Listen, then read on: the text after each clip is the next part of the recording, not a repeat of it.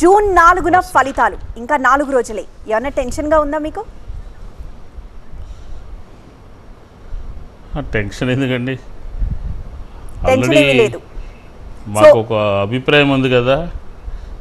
5 సంవత్సరాల నుంచి మా పరిపాలన ఏ విధంగా ప్రజలు రిసీవ్ చేసుకున్నారు, ఏంటి ప్రజల యొక్క అభిప్రాయం ఏంటి మా ప్రభుత్వం మీద, మా పరిపాలన మీద, మా లీడర్ మీద అని ఒక నిర్ణయానికి వచ్చి ఉన్నాము ఆల్రెడీ. అదేదో ప్రజలు ద్వారా 4వ తారీఖు జరిగేటటువంటి కౌంటింగ్లో తెలిస్తే బాగుంటుందని దీంట్లో ఉన్నాం తప్ప టెన్షన్ ఏమి లేదు.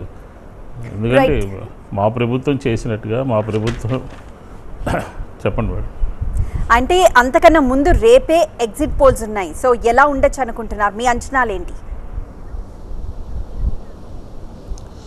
ఎగ్జిట్ పోల్స్ వాస్తవానికి దగ్గరగా ఉంటాయి.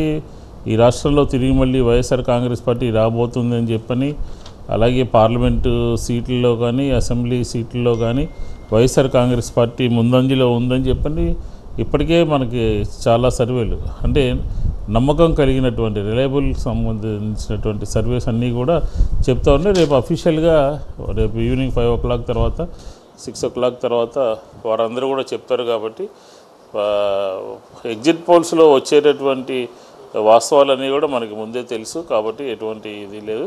ఖచ్చితంగా రెండోసారి వైఎస్ఆర్ కాంగ్రెస్ పార్టీ అధికారం చేపట్టబోతోంది అని నమ్మకం ఉంది ఖచ్చితంగా. ఎందుకంటే ప్రజలు ఒక విశ్వసనీయత, నమ్మకము, మన పట్ల ప్రభుత్వం ఒక జవాబుదారీతనంగా పనిచేసింది, ఒక నమ్మకంగా లీడర్ చెప్పిన మాట ప్రకారం ప్రభుత్వాన్ని నడిపారు అని చెప్పని ఖచ్చితంగా ప్రజలందరూ కూడా ఆ భావనలో ఉన్నారు.